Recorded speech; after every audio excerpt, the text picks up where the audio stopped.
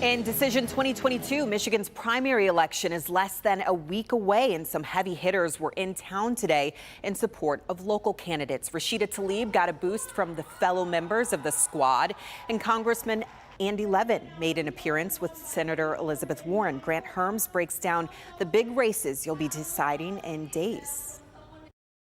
Just 9 days to go until the primary, and Michigan's candidates are getting a lot of attention from national faces. In just the past week, the First Lady and Secretary of Education chose to launch their new initiative from Detroit. Speaker Nancy Pelosi visiting Taylor for a listening session with Representatives Debbie Dingell, Dan Kildee, Haley Stevens, and Andy Levin. The latter two locked in a bitter primary fight for the newly drawn 11th district. Stevens currently up by a whopping 27 points, touting her connections to the auto industry and economic recovery in the early 2010s.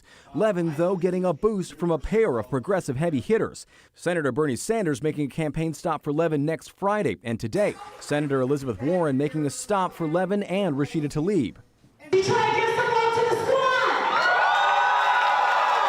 Tlaib also getting by with a little help from her friends in the squad. The other three members, Representatives Ayanna Pressley, Ilhan Omar, and Alexandria Ocasio-Cortez, knocking doors in Detroit. Rashida moves with boldness and urgency and disruption, but disruption of the status quo. Tlaib is the incumbent running in the new Michigan 12th, along with other prominent Democrats like Clerk Janice Winfrey, Chanel Jackson, and Kelly Garrett. Then there's the crowded race in the Michigan 13th, an unusual case of a wide-open district, one of two in the state this cycle, with candidates who were state lawmakers, council members, business leaders, lawyers, and legacy last names. It could also be the only district that sends a black Detroiter to Congress this election.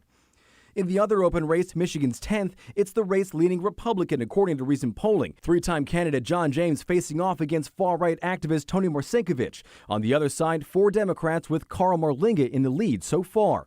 A complex election season with just days to go before voters head to the polls. The other race to watch is in the new Michigan 7th between incumbent Elissa Slotkin and likely State Senator Tom Barrett. Now, that won't happen until the fall. It's likely a major battleground state, but we've got to get through the primaries first. In Detroit, Grant Herms, Local 4.